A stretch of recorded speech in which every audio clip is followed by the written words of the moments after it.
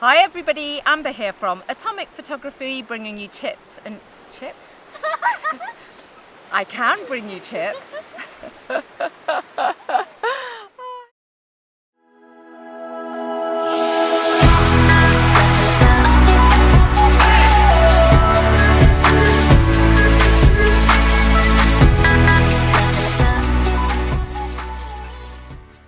Hi everybody, Amber here from Atomik Photography, bringing you tips and tricks on beauty, fashion and travel photography. We are just outside of Brighton at this gorgeous location where I wanted to share a story about a fashion editorial that I shot here. I'll take you through my inspiration, the team and what we did and the results that we got.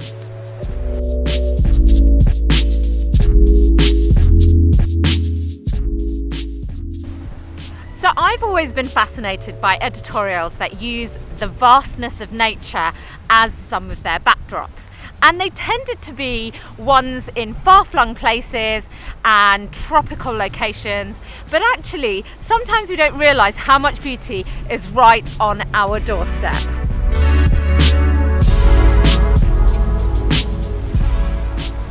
One such place is about an hour's drive outside of London, just outside a town called Brighton, which is really famous for its liveliness, its energy and its party scene.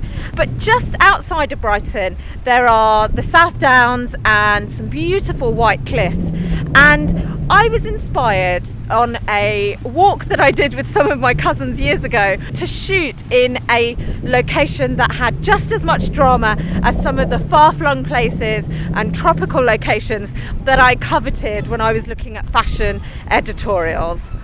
Sorry guys to interrupt the video. I'm back home now and I'm editing this video, and I basically realised that I talk about our team but I didn't actually introduce them, so let me introduce our team. The makeup artist was a lady called Sam and the model was a lady called Sundal. Both are absolutely stunning and lovely people. Both are also on YouTube, so I'm going to link their details in the description below. Do check out their feeds, and sorry for the interruption and sorry for being so rubbish and not thinking about introducing them while I was on location.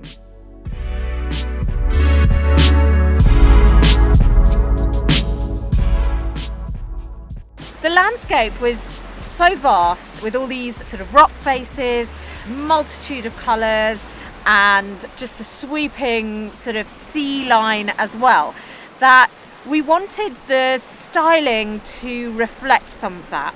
So we went for dresses that had a lot of volume, a lot of colour so that they would show up against the rock faces, and we wanted to have almost like an editorial look. So not all photo shoots have to be for a magazine submission or for a commission.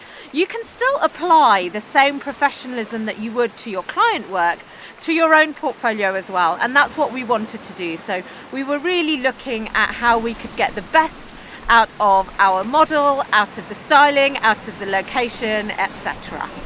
There were a couple of logistical things that we had to sort out for this photo shoot that I don't normally have to think about on other photo shoots, namely the times of the tide coming in and out, and also the safety of our model. So we were going to be shooting on these rock faces. Some of them are quite slippery. The water actually comes right up to the cliffside, and so we had to find out when the tide was going to be out so that we could actually come and shoot here safely.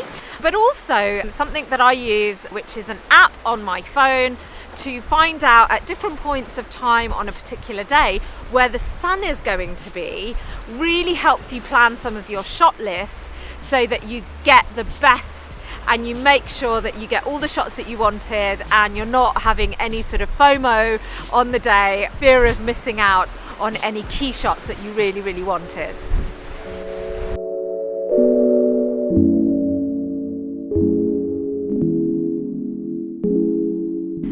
We also found that trying to capture the drama of the location by matching it to our styling really helped us get some good results. You can see that it's windy round here, so we kept the styling in that way too. We had her hair, the model's hair, very loose, falling across her face, very windswept and dramatic. Similarly, the voluminous dresses, we made sure that the dresses we bought had big skirts and had lots of volume so that they could catch that wind as well and really show off the drama of the fashion against the drama of nature. So literally, this was the area that we were shooting in, and there's an area just further down there where we went down the stairs, and you can see that there's not that much variety. Like, we had about 5 different dresses and we wanted to get lots of variety in our shots as well. So what we did was we actually really looked at certain nooks and crannies so that it looked like we were in multiple locations when actually we were only in one. And the way that you can do that is you can take some wide shots where you see all of the cliffs in the background. You can do tighter shots where just the backdrop is behind her. You can face out to sea the way I am doing right now. And there were some stairs that took us up and down from the car park up there. The rock face there was slightly different, so what we did was we shot some images on the stairs as well, and so it looked like different rock faces, different colours, different compositions that gave us the variety. And even in a small location which looks like just one backdrop, we got multiple looking images from that same backdrop.